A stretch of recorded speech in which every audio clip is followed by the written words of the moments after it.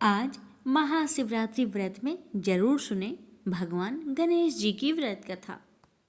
एक बार गणेश जी एक छोटे से बालक के रूप में एक चम्मच में चावल और दूसरे चम्मच में दूध लेकर निकले। वो हर किसी से कह रहे थे कि कोई मेरे लिए खीर बना दो, कोई मेरे लिए खीर बना दो। एक बुढ़िया माई बैठी हुई थी। उसने कहा, ला बेटा, मैं तुम्हारे लिए खीर बना देती हूँ। इतना कहकर बुढ़िया माई अपने कमरे में जाकर छोटे छोटे 2 कटोरी लेकर आती है। तब भेष रूपी गणेश जी कहने लगे, दादी माँ, छोटी सी बर्तन से क्या होगा? आपके घर में जो सबसे बड़ा बर्तन हो उसी को लेकर आओ। बुढ़िया माई मुस्कुराकर बच्चे की मन रखने के लिए, उसके खुशी के लिए अपने घर की सबसे बड़ा बर्तन लेकर बाहर आई और बालक गणेश के सामने रख दिया। अब तो बुढ़िया माई की आंखें फटी की फटी रह गई।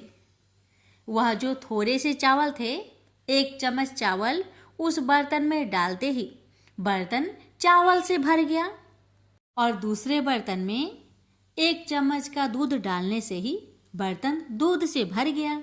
ये सब देख बुढ़िया आश्चर्य में पड़ गई।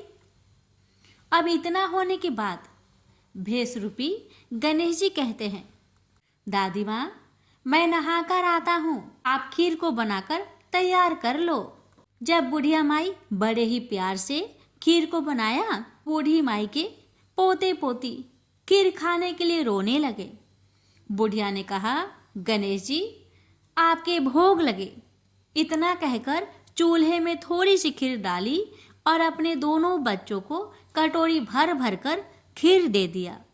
बूढ़ी माई की पड़ोसन ऊपर से देख रही थी, तो बुढ़िया माई ने सोचा ये पड़ोसन जरूर चुगली कर देगी। तो बुढ़िया माई ने उसे भी 1 कटोरा खीर भरकर उसे भी पकड़ा दिया। अब होता है ये कि बेटे की बहू चुपके से आई और 1 कटोरा खीर लेकर बड़े प्रेम से खाई और कटोरा को चक्की के नीचे छुपा दिया। अभी भी गणेश जी नहीं आए थे। बुढ़िया माई को भी भूख लग रही थी। बेचारे वो भी 1 कटोरा खीर भरकर किवाड़ के पीछे बैठकर एक बार फिर कहा, हे गणेश जी, आपको भोग लगे, ऐसा कहकर खाना शुरू कर दिया। तभी गणेश जी आ गए। तो बुढ़िया माई कहने लगी, आजा रे गणेशिया, खीर खा लो, मैं आपके ही राह देख रही थी। गणेश जी ने कहा, दादी माँ, मैंने खीर पहले ही खा ली है। तो बुढ़िया माई ने कहा, कब खाई? गणेश जी कहने लगे, जब आपके पोते पोती ने खीर खाई तब मैंने खाई थी, जब आपकी पड़ोसन ने खाई थी तब भी मैंने खाई थी, और जब बूढ़ी माँ आपकी बहू ने खाई तब भी मैंने खाई थी, और अब जब आप खा रही हो तो मेरा पेट पूरी तरह से भर गया है। तो बुढ़िया माई कहने लगी, बेटा, तुम्हारी सब बात सच है, पर मैं कैसे मानूं कि मेरी बहू ने खीर खाई? बेचारी सुबह से काम में लगी रही है, तो फिर उसने कब खाई? गणेश जी ने कहा, चक्की के नीचे जाकर देख, जूठा कटोरा पड़ा है जो तेरी बहू ने खाकर छुपा के रखी है, और तूने तो मेरे लिए भोग भी लगाया था और तुम्हारी बहू ने वैसे ही खा गई। बूढ़ी माई ने कहा, बेटा, यह घर की बात है, घर में ही रहने दो। अब बताओ कि बची हुई खीर का मैं क्या करूं? भेष रूपी गणेश जी ने कहा, नगरी जिमा दो। बुढ़िया ने पूरी नगरी जिमा दी, लेकिन फिर भी गणेश जी की कृपा से खीर पूरा की पूरा भरा ही था। राजा को पता लगा कि बुढ़िया के पास जादुई बर्तन है, तो राजा ने बुढ़िया माई को महल में बुलवाया और कहा, क्यों रे बुढ़िया, यह खीर वाली बर्तन तुम्हारे घर में शोभा नहीं देता है, ये तो हमारे महल में शोभा देगा। तो बुढ़िया ने कहा, राजा जी, अगर आपको खीर का बर्तन लेना है तो ले लो। अब तो राजा लालच में पड़कर बुढ़िया माई के खीर के बर्तन को मंगवा लिया। खीर के बर्तन महल में लाते ही कीड़े मकोड़े बिच्छू कछले हो गए और खीर से दुर्गंध आने लगी। यह देखकर राजा ने बुढ़िया से कहा कि हे बुढ़िया, क्या तुम जादू टोना जानती हो? ये खीर के बर्तन महल में आते ही कीड़े मकोड़े बिच्छू में बदल गए, ऐसा क्यों? मुझे बताओ। पहले तुम अपने खीर के बर्तन वापस ले लो, फिर मुझे सारी कहानी बताओ। राजा ने जैसे ही वह खीर वाली बर्तन बुढ़िया माई को दिया, वैसे ही बूढ़ी माई के हाथों से लगते ही वह खीर फिर से सुगंधित खीरों में बदल गया। ये देखकर राजा बड़े आश्चर्य में पड़ गया और बूढ़ी माई से कहने लगा, हे बुढ़िया माई, कृपा करके बताओ ऐसा चमत्कार कैसे?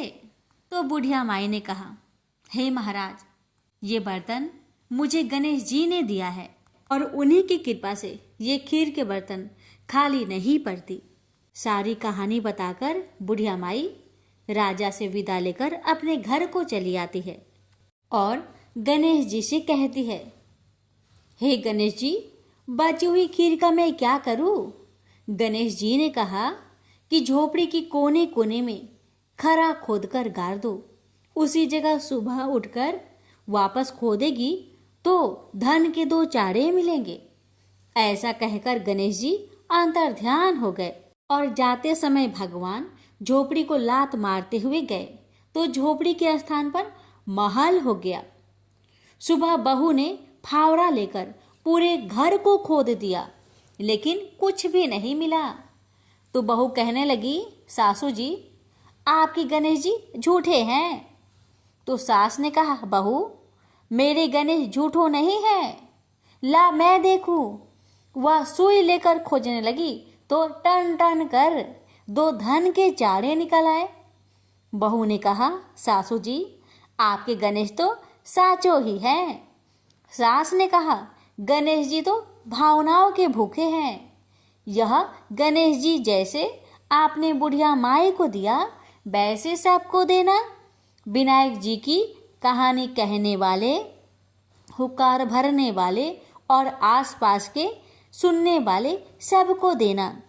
प्रेम से बोलिए जय श्री गणेश। एक बुढ़िया माई थी, मिट्टी के गणेश जी की पूजा करती थी। रोज बनाए रोज गल जाए। एक सेठ का मकान बन रहा था। वो बोली, पत्थर का गणेश बना दो। मिस्त्री बोले, जितने हम तेरा पत्थर का गणेश करेंगे उतने में अपनी दीवार ना चिनेंगे। बुढ़िया बोली, राम करे तुम्हारी दीवार टेढ़ी हो जाए। अब उनकी दीवार टेढ़ी हो गई। वो चीने और ढा देवे, चीने और ढा देवे। इस तरह करते करते शाम हो गई। शाम को सेठ आया। उसने कहा, आज कुछ भी काम नहीं किया। वो कहने लगे, एक बुढ़िया आई थी, वो कह रही थी मेरा पत्थर का गणेश कर दो। हमने नहीं करा तो उसने कहा तुम्हारी दीवार टेढ़ी हो जाए। तब से दीवार सीधी नहीं बन रही है, बनाते हैं और ढा देते हैं। सेठ ने बुढ़िया को बुलवाई। सेठ ने कहा, हम तेरा सोने का गणेश गढ़ देंगे, हमारी दीवार सीधी कर दो। सेठ ने बुढ़िया को सोने का गणेश गढ़ दिया। सेठ की दीवार सीधी हो गई। जैसे सेठ की दीवार सीधी की, वैसे सबकी करना। कहानी कहने वाले, सुनने वाले, हुक्कार भरने वाले सभी पर अपनी कृपा सदा बनाए रखना। प्रेम से बोलिए गजानंद भगवान की जय। एक बार माता पार्वती और भगवान शिव एक नदी के किनारे, नर्मदा नदी के किनारे बैठकर चौपर खेल रहे थे। तभी यह प्रश्न खड़ा हुआ कि खेल में हार जीत का फैसला कौन करेगा। इस पर भगवान शिव ने एक कुछ तिनके एकत्रित कर उनका एक पुतला बनाया और उसमें प्राण डाल दिए। इसके बाद भगवान शिव ने उस बालक से कहा कि हमारे इस चौपर के खेल में तुम्हें हार जीत का निर्णय करना है। चौपर का खेल 3 बार खेला गया और तीनों बार माता पार्वती जीत गई। लेकिन जब उसे बालक से हार जीत का फैसला करने को कहा गया तो उसने भगवान शिव को विजयी बताया। बालक का यह निर्णय सुनकर माता पार्वती को बहुत क्रोध आया, जिसके चलते उन्होंने उस बालक को अपाहिज होने का श्राप दे दिया। बाद में उस बालक ने अपनी गलती के लिए माता पार्वती से क्षमा मांगी। इस पर माता पार्वती ने कहा कि यहाँ गणेश जी की पूजा के लिए नाग कन्या आएगी, उनके कहे अनुसार तुम व्रत करना, इससे तुम श्राप से मुक्त हो जाओगे। कई समय बाद वहां नाग कन्या आई और उन्होंने गणेश जी के व्रत की विधि उस बालक को भी बताई। फिर उस बालक ने भी 21 दिन तक भगवान गणेश का व्रत किया। इससे भगवान गणेश प्रसन्न हुए और उस बालक को श्राप से मुक्त कर दिया। मान्यता के अनुसार बाद में यह व्रत भगवान शिव ने भी किया। प्रेम से बोलिए गणेश महाराज की जय। पौराणिक कथा के अनुसार एक समय की बात है कि भगवान विष्णु का विवाह माता लक्ष्मी जी के साथ निश्चित हुआ। विवाह की सभी तैयारी होने लगी। सभी देवी देवताओं को निमंत्रण भेजे गए, लेकिन भूलवश गणेश जी को निमंत्रण देना रह गया था। इधर भगवान विष्णु की बारात जाने का समय आ चुका था। सभी देवता अपनी पत्नियों के साथ विवाह समारोह में शामिल होने को आए, परंतु सभी देवी देवताओं ने देखा कि गणेश जी कहीं दिखाई नहीं दे रहे हैं। तब उन सभी ने आपस में चर्चा की, क्या गणेश जी को नहीं न्योता दिया गया या गणेश जी ही नहीं आए हैं। सभी को इस बात पर बहुत आश्चर्य हुआ। इस बात पर उन सभी ने विष्णु भगवान से ही इसका कारण पूछा। विष्णु भगवान से पूछने पर उन्होंने कहा कि हमने गणेश जी के पिता भोलेनाथ, महादेव और माता पार्वती को न्योता भेजा था। यदि गणेश जी अपने पिता के साथ आना चाहते तो आ जाते, अलग से उन्हें न्योता देने की कोई आवश्यकता भी नहीं थी। दूसरी बात यह है, उनको खाने में 1.25 मन मूंग, 1.25 मन चावल, 1.25 मन घी और 1.25 मन लड्डू का भोजन चाहिए। यदि गणेश जी नहीं आएंगे तो कोई बात नहीं, दूसरे के घर जाकर इतना सारा खाना पीना अच्छा भी नहीं लगता। इतना वार्ता कर ही रहे थे कि किसी एक ने सुझाव दिया, यदि गणेश जी आते तो उनको द्वारपाल बनाकर बैठा सकते थे कि आप घर की याद रखना। आप तो चूहे पर बैठकर धीरे धीरे चलोगे तो बारात में बहुत पीछे रह जाओगे। यह सुझाव सबको पसंद आ गया, तो फिर विष्णु भगवान ने भी अपनी सहमति दे दी। तब गणेश जी को निमंत्रण देकर आमंत्रित किया और उनको समझा बुझाकर घर की रखवाली करने को बैठा दिया गया। बारात चल दी। तब नारद जी ने देखा कि गणेश जी तो दरवाजे पर ही बैठे हुए हैं, तो वे गणेश जी के पास गए और रुकने का कारण पूछा।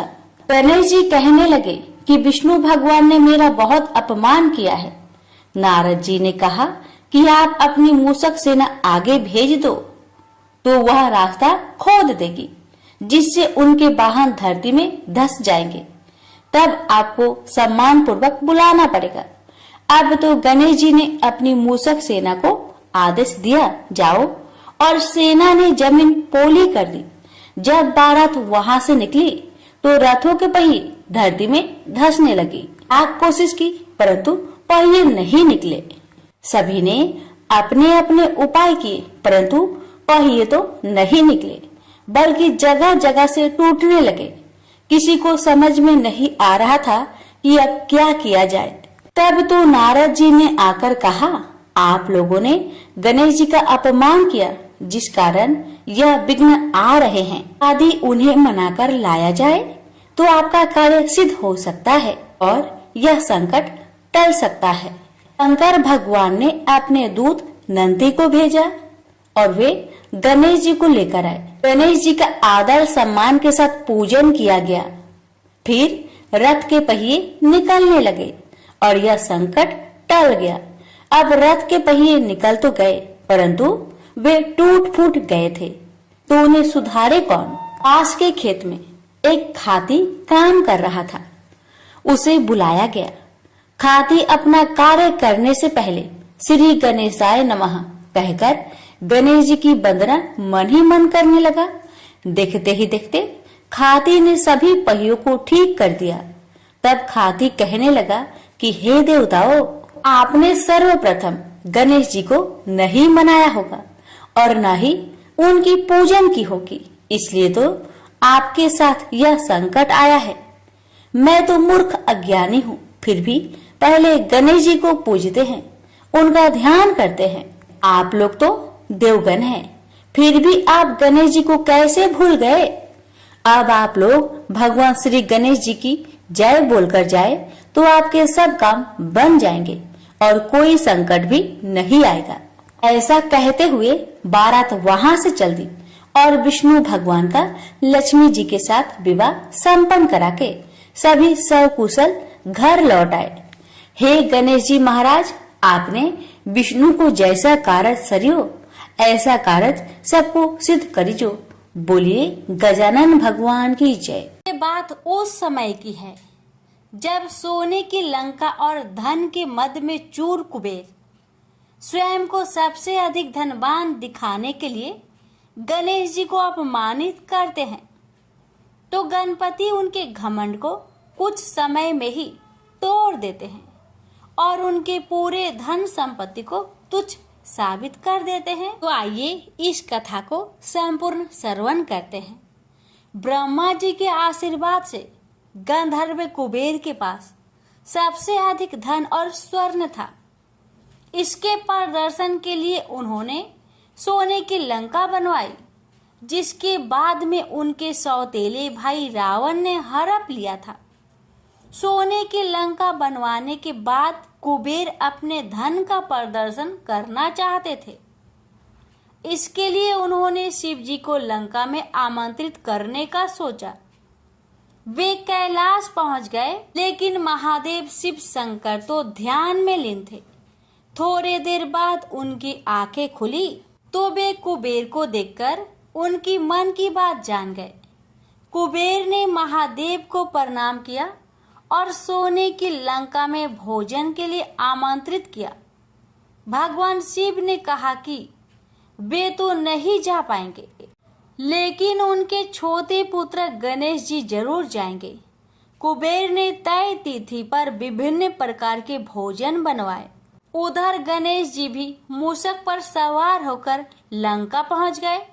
कुबेर को लगा कि सोने की लंका और धन संपदा देखकर गणेश जी बहुत प्रभावित होंगे और कैलाश पर इसका चर्चा करेंगे। कुबेर ने गणेश जी का सत्कार किया, फिर लंका भ्रमण का प्रस्ताव रखा। तो गणेश जी ने कहा कि वे तो यहाँ भोजन के निमंत्रण पर आए हैं, न कि लंका भ्रमण के लिए। उन्होंने कुबेर से कहा कि आप भोजन का प्रबंध करें। कुबेर ने तुरंत भोजन लगवाया और गणेश जी आसन पर विराजमान हो गए। गणेश जी को भोजन अति प्रिय है। वे जब तक माता पार्वती के हाथों एक निवाला नहीं खाते, तब तक उनका पेट नहीं भरता। कुबेर ने गणेश जी के समक्ष 56 प्रकार के व्यंजन परोसे। गणेश जी पल भर में सारा भोजन चट कर गए। कुबेर ने अपनी सभी रसोइयों को खाना बनाने और खिलाने पर लगा दिया। एक और खाना आता और पल भर में गणेश जी सारा खाना खा जाते। देखते ही देखते थोड़े समय में गणेश जी कुबेर के महल का सारा भोजन और अन्न खा गए। कुछ कथाओं में तो ये भी बताया गया है कि गणेश जी इतने भूखे थे कि वे कुबेर के स्वर्ण भंडार को भी खा गए। अंत में कुबेर हाथ जोड़कर गणपति के सामने खड़े हो गए और बोले कि अब उनके पास खिलाने के लिए कुछ भी शेष नहीं है। इस पर गणेश जी ने कहा कि इतना धन किस काम का, अब आप उनको भोजन ही ना करा सके। इस बात को सुनकर कुबेर बहुत लज्जित हो गए। यह सारा दृश्य देखकर त्रिदेव मुस्कुराने लगे और गणेश जी कैलाश लौट आए। इस तरह से गणेश जी ने कुबेर के घमंड को चूर कर दिया। तो प्रेम से बोलिए गणेश महाराज की जय हो।